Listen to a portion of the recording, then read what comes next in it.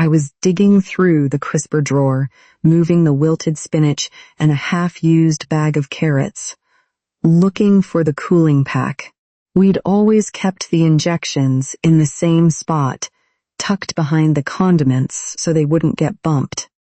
I remember thinking I'd just misplaced the small plastic tray, but when I finally found it, the slots for the next 3 days were empty. It was a Tuesday, by my count, and I'm a billing coordinator. I live by the count. The trigger shot should have been prepped for tomorrow morning. I stood there with the empty tray in my hand, the refrigerator humming, wondering if I'd simply forgotten to refill the tray from the main shipment. I checked the shipping box in the pantry, but the vials were still there, sealed and untouched. Richard was in the living room, folding the laundry. He was doing it the way he always did, with a precision that I'd always appreciated, matching the socks perfectly and smoothing out the creases in my work blouses. He'd always been the one to handle the logistics of the house when things got chaotic, the kind of person who remembered to change the oil in the car without being asked. "Did you move the meds?" I asked, leaning against the counter. He didn't look up from a towel. "Which ones?" "The ones for this week." "The tray is empty. I might have shifted them," he said. He didn't say where. He just kept folding. I thought we were pausing. I frowned, trying to remember a conversation that didn't exist. I thought maybe I'd missed a text from the clinic, or a late-night mention of a schedule change while I was half asleep. I checked my phone, scrolling through the last few days of messages, but there was nothing from the nurse. Pausing? We didn't talk about pausing. "I think we did," he said, finally looking at me. He looked tired, but his voice was steady, the same tone he used at the hospital when he was coordinating a unit shift. "A few weeks ago, you said you were feeling burnt out." I hadn't said that. Or maybe I had in a passing comment while I was crying in the shower, but it hadn't been a decision. It had been a complaint. There was a difference between being tired and deciding to stop. I didn't say, "Stop the cycle, Richard." I said I was tired. "It's basically the same thing if you can't handle the meds," he replied. He went back to the laundry, his movements rhythmic and calm. I wanted to ask him if he'd called the clinic, or if he'd just decided for both of us that the window had closed. I wanted to ask why he was acting like this was a mutual agreement. But the house was quiet, and he was being so helpful with the chores, and I could see the tension in his shoulders.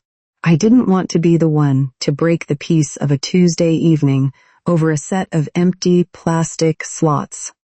I put the empty tray back in the fridge and started putting the groceries away, ignoring the gap in the calendar. I sent a quick text to the clinic's general line, asking for a confirmation of my next appointment. And then I went to help him with the towels. I stepped over to the sofa and started gathering the folded shirts, my movements mirroring his.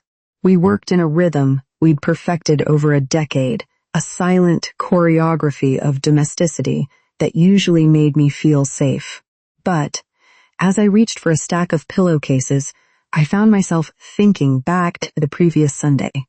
It had been one of those humid afternoons where the air in Kailua felt like a wet blanket. Richard had been sitting at the dining table with the mail spread out before him.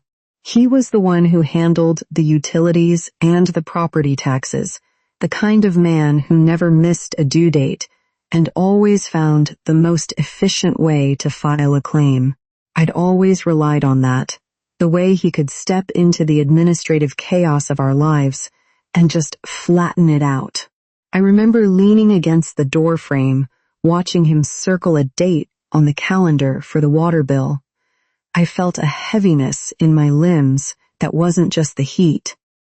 The hormones had been making me sluggish, and my mood had been swinging like a pendulum. "I don't know if I can do another round of this, Rich," I'd said. I hadn't been asking for a solution. I was just venting into the room. I feel like I'm disappearing. I'm just a collection of injection sites and mood swings. Richard hadn't looked up immediately. He'd finished writing a check, his handwriting neat and precise. I know, he said. It's a lot. It is a lot, I repeated. I don't know how much more of this I have in me. You're right, he told me, finally looking up. His expression was one of total agreement, almost a kind of gentle pity. You're exhausted, Heather. You're completely burnt out. At the time, I thought he was being supportive. I thought he was validating my struggle, offering me a place to be tired, without judgment. I remember feeling a surge of gratitude for him, for the way he could just listen and acknowledge the weight of it all, without trying to fix the biological failure of my body. I'd leaned my head against the wall and closed my eyes, thinking we were on the same page about how hard the process was. I didn't realize that while I was seeking empathy, he was making a calculation. I didn't see him decide, right then, that my exhaustion was a signal to stop. He had taken a moment of vulnerability and turned it into a directive. He had decided the treatment was over because he didn't want to watch me struggle anymore, or perhaps because he was tired of the tension in the house, but he'd framed it as compassion. He'd gone back to the mail after that, sorting the envelopes into neat piles, bills, junk, personal. He had been so efficient, so reliable in the way he managed the tangible things. I had let that competence blind me to the fact that he was quietly managing the intangible things too, without my consent. I blinked, the memory fading as I handed him the last of the pillowcases. He took them from me, his fingers brushing mine, and for a second, he looked like he wanted to say something. He opened his mouth, then closed it, shifting his gaze toward the kitchen. Do we have any more of those grapes? He asked. I didn't answer. I just turned around and looked. I looked in the crisper again. There was a bag of red, seedless grapes, slightly shriveled around the edges but still edible. I handed them to him without saying a word. He took them, his expression neutral, and started popping them into his mouth one by one. I saw the light on the dashboard in your car this morning, he said, his voice muffled by a grape. The tire pressure was low on the passenger side. I stopped by the station on my way home and filled it up for you. I stood there, the cold air from the open refrigerator still clinging to my skin.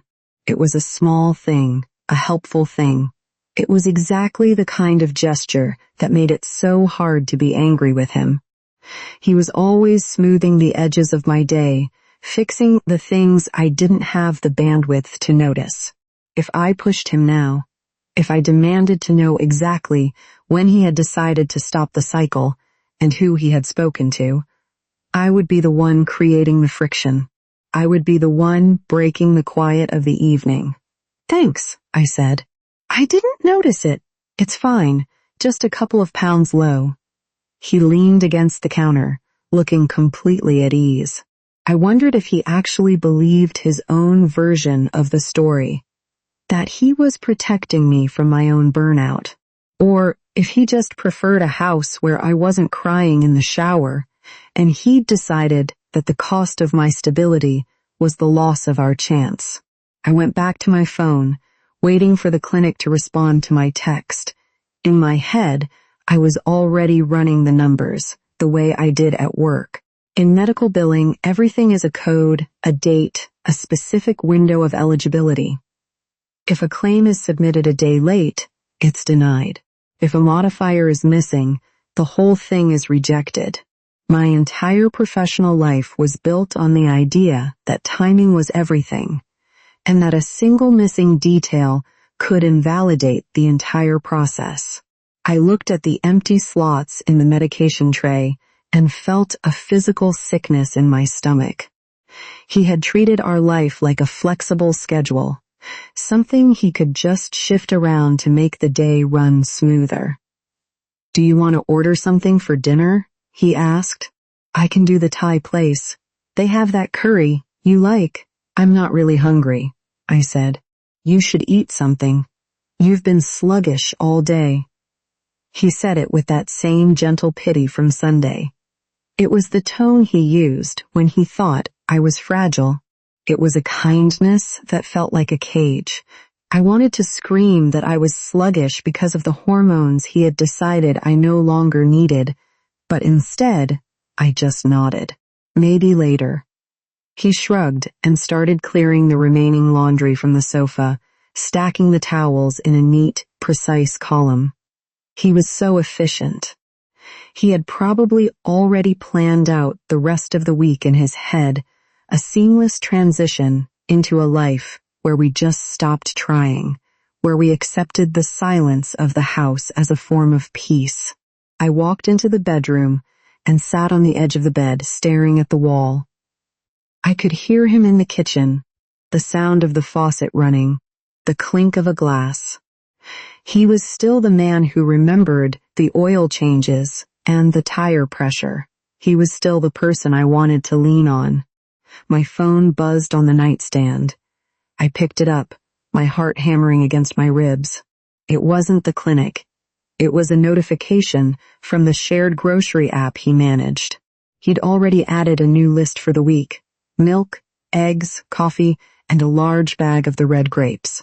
I put the phone face down on the mattress and stayed there in the dim light, listening to him hum a low, tuneless song in the other room.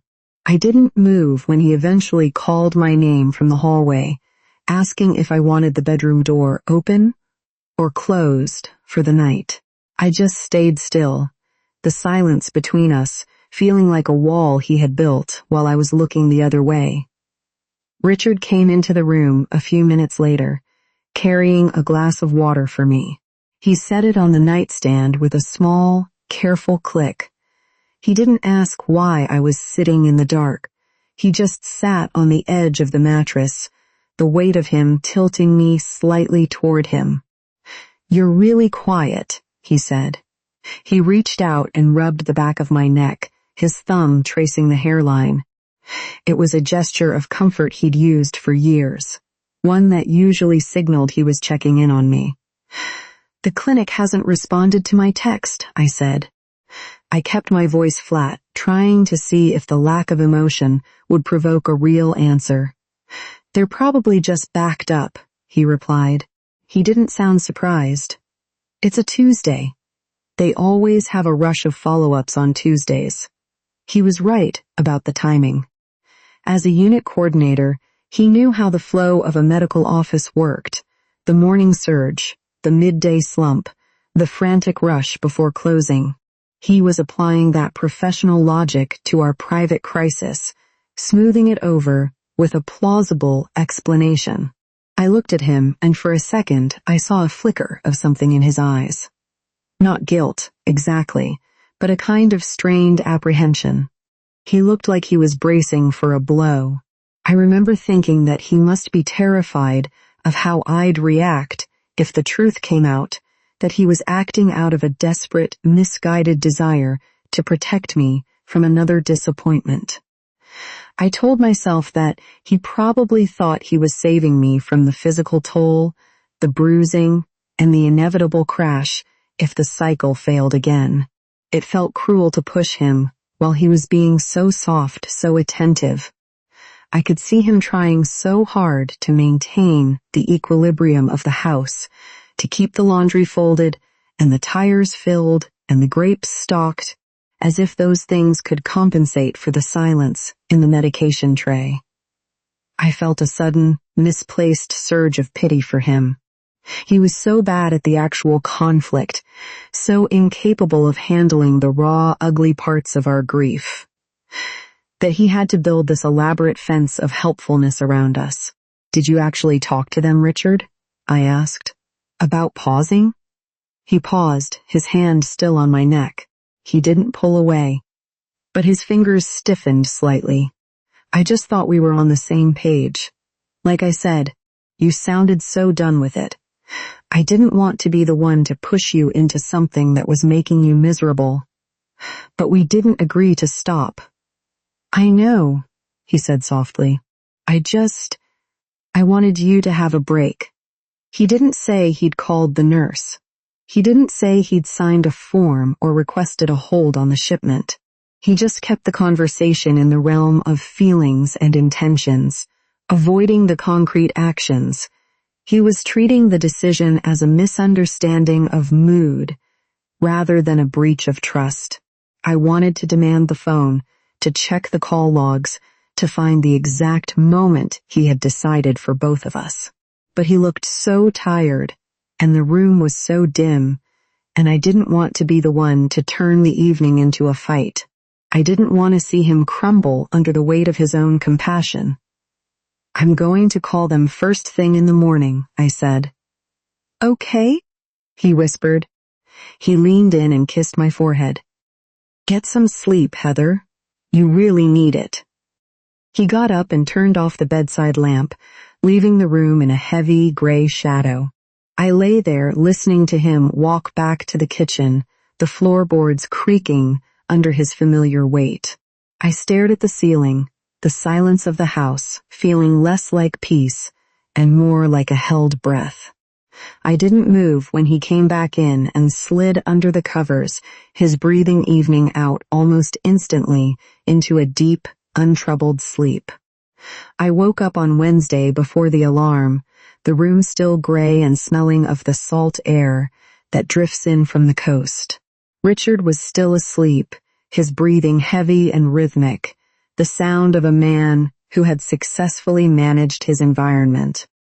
I lay there for a long time, staring at the ceiling fan, thinking about the phone call I had to make. I felt like a traitor in my own bedroom, preparing to dismantle the peace he had so carefully constructed. I got up quietly and went into the small den he used as an office. Richard was a man of folders and tabs. He didn't just keep track of the bills, he archived them. He had a specific drawer for the house, one for the cars, and a slim blue accordion folder for the fertility clinic.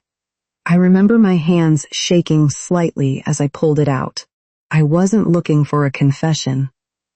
I knew he wouldn't write one, but I wanted to see the timeline. Inside, there was a printed copy of the treatment calendar the nurse had sent over 3 weeks ago.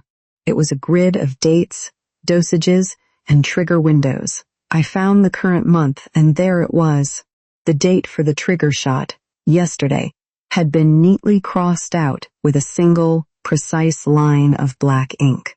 Next to the strike-through, in his architectural handwriting, he had written, Pause, HB. I stared at those 2 letters. HB. Heather Black. He hadn't just decided to stop. He had documented the decision as mine. He had created a record that attributed his choice to my burnout, turning my exhaustion into a formal request. I didn't know if he had actually sent a message to the clinic using my name, or if this was just his way of filing the truth in his head. The note didn't have a date or a timestamp, just that clinical shorthand attribution.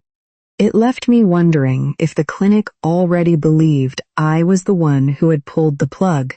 Coffee's ready, Richard said from the doorway. I jumped, nearly dropping the folder. He was leaning against the frame, wearing his work scrubs, holding 2 mugs. He looked completely normal, his expression open and helpful. He didn't look like a man who had rewritten our history in a blue folder. I found the calendar, I said, keeping the folder open on the desk. He didn't move toward me. He just looked at the paper, and then back at me. I told you. I thought that's where we were. You wrote HB next to the pause, Richard. You wrote my initials. Because it was your feeling, he said. He sounded confused, as if I were the one being irrational. You were the one who couldn't do it anymore. I was just recording the reality of the situation so we wouldn't forget why we stopped. Recording the reality? I never told you to pause the cycle. You didn't have to say the words, "Please pause the cycle, Heather." You were practically screaming it every time you cried.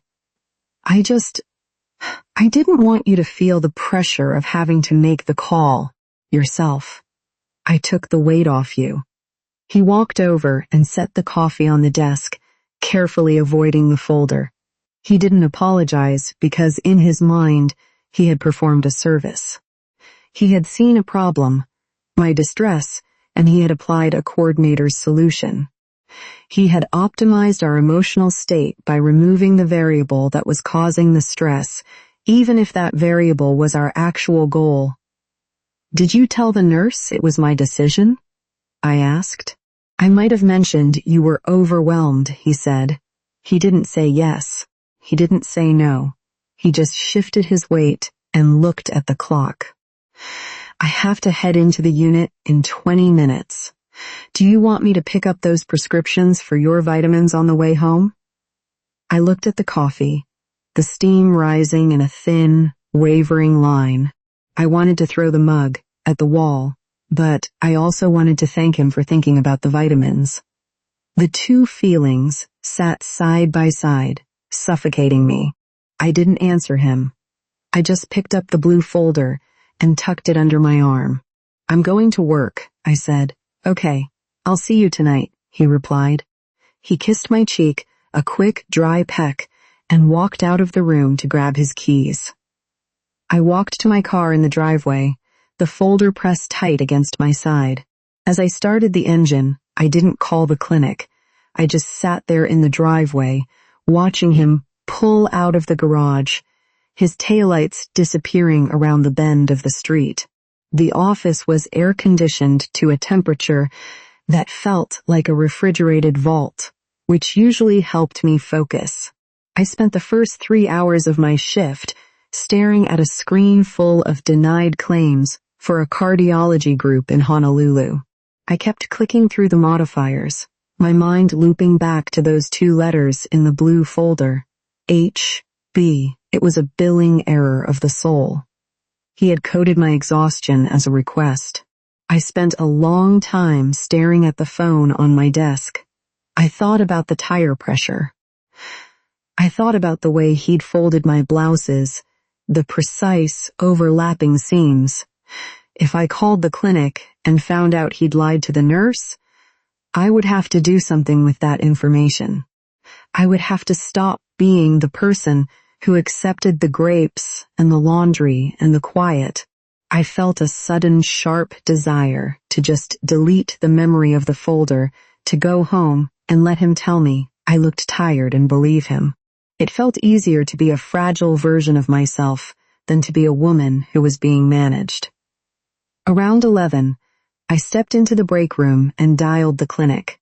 "This is Heather Black," I said, my voice sounding thin against the hum of the vending machine. "I'm calling to check on my schedule for the current cycle." I think there was some confusion about the trigger shot.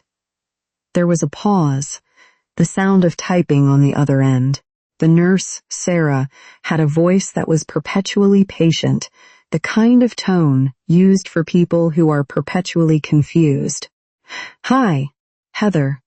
I was actually wondering if you'd called.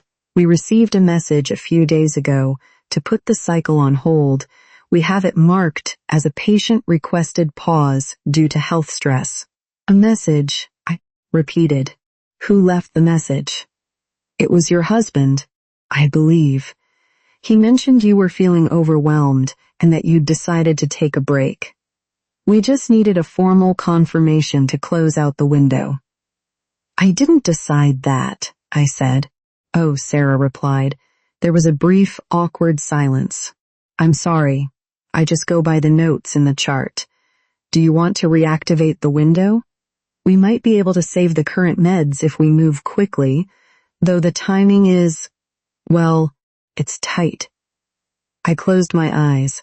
I could almost see the chart, the digital version of Richard's blue folder, with a note entered into the system that shifted the responsibility onto me. He hadn't just lied to me, he had created a medical record of my instability. "I'll call you back," I said, and I hung up. I didn't call her back. I went back to my desk and finished the cardiology claims. I found a mistake in a $3,000 billing entry, a simple transposed digit, and I corrected it with a feeling of intense, cold satisfaction. When I got home, the house smelled like ginger and coconut. Richard had actually ordered the Thai food. He had set the table for two, the napkins folded into neat rectangles, the water glasses filled. He looked up and smiled when I walked through the door, a look of genuine warmth that usually made me feel like I was finally home. "How was your day?" he asked. "Did you get a chance to call the clinic?" I looked at the table, at the effort he'd put into the evening. I thought about telling him that I knew he'd lied to Sarah, that I knew he'd used my name to shut down our future. But I also saw that he'd bought the red grapes I liked, and they were sitting in a bowl in the center of the table. "I called," I said. He paused, a piece of spring roll halfway to his mouth. "And?" They said they had a note about a pause. "Right," he said, his voice sliding back into that coordinator's rhythm, smooth and reassuring. "I told you. I just wanted to make sure you weren't pushed too hard. I thought it was the kind thing to do. I didn't scream. I didn't throw the grapes. I just sat down and looked at him. I'm not hungry," I said. I stood up and walked into the kitchen, reaching for the shared grocery app on the counter. I deleted the app from my phone. Then I went to the pantry and moved the remaining fertility vials from the shipping box into my own handbag, zipping it shut with a sharp, final click. Richard followed me into the kitchen. He didn't sound angry. He sounded concerned, which was almost worse. It was that same patient, hospital-grade tone he used when a patient was becoming non-compliant. "Heather, if you're upset about the timing, we can just call Sarah back tomorrow. We can try to figure out if there's a way to slide back in," he said. He was standing just behind me, not touching me, but close enough that I could feel the heat coming off him. "I just didn't want you to have another breakdown. I can't watch you go through that again." I looked at the counter, at the Thai food he'd carefully plated. I thought about the way he'd written my initials in that blue folder. He hadn't just stopped the meds.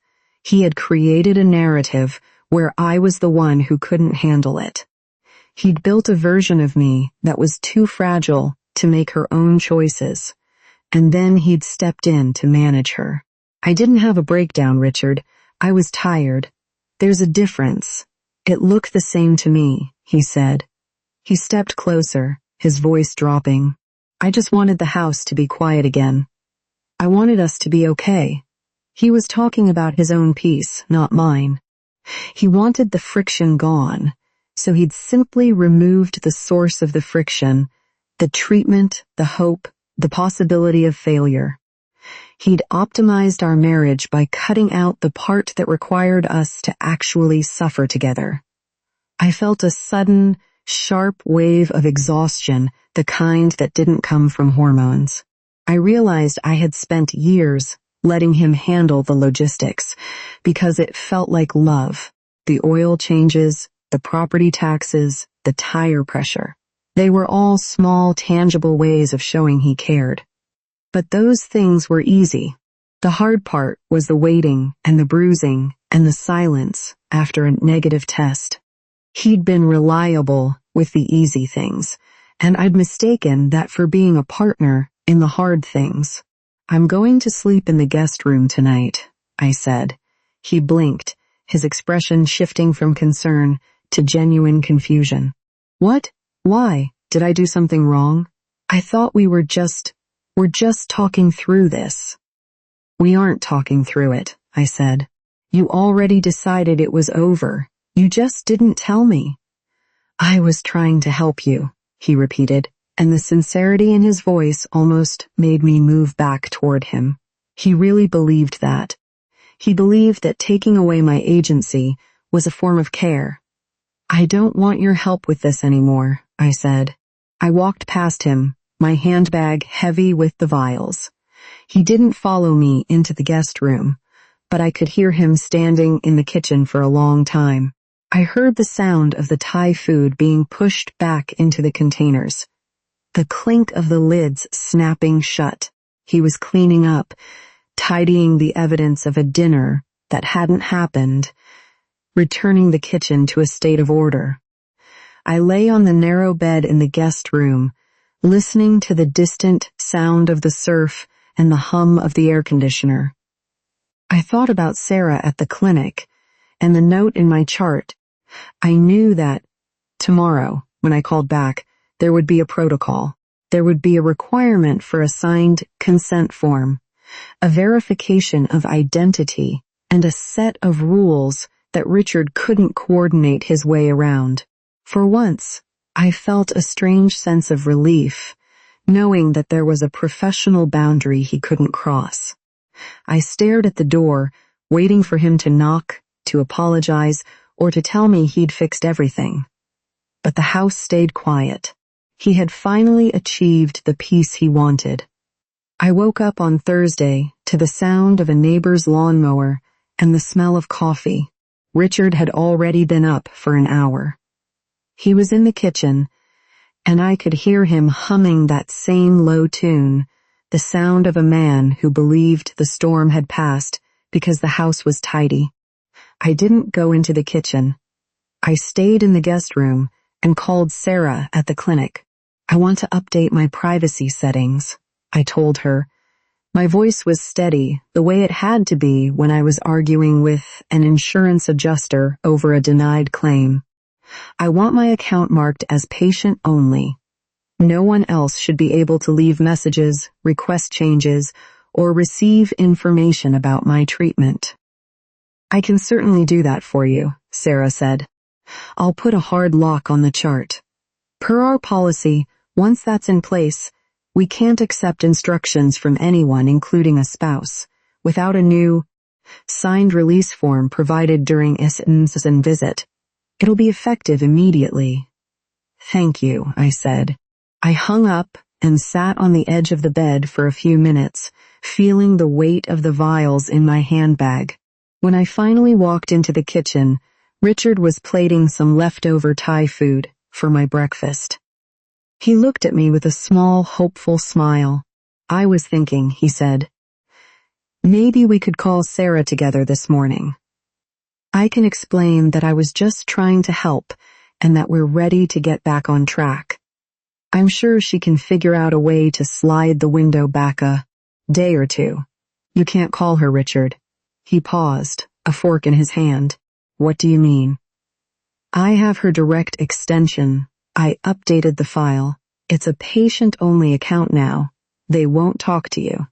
He frowned, his expression shifting into that coordinator's mode, trying to find the efficiency in the problem. Why would you do that? That just makes things more complicated. If we both just get on the phone, we can resolve this in 5 minutes. I don't want to resolve it, I said. Richard put the plate on the counter with a soft click. You're making this a conflict when it should be a conversation. I can still drive you to the clinic if you want to talk to her in person. It'll save you the parking hassle. He was still doing it, trying to optimize the trip to remove the small frictions of the day. He didn't see the crater he'd left in the middle of the room. He only saw the parking lot. I'll take my own car, I said. He blinked, his brow furrowing. But I already checked your tires this morning. They're perfect. I don't care about the tires. Richard. I care that you think my life is a project to be managed. I didn't wait for him to find a coordinator's answer. I walked back to the guest room and locked the door.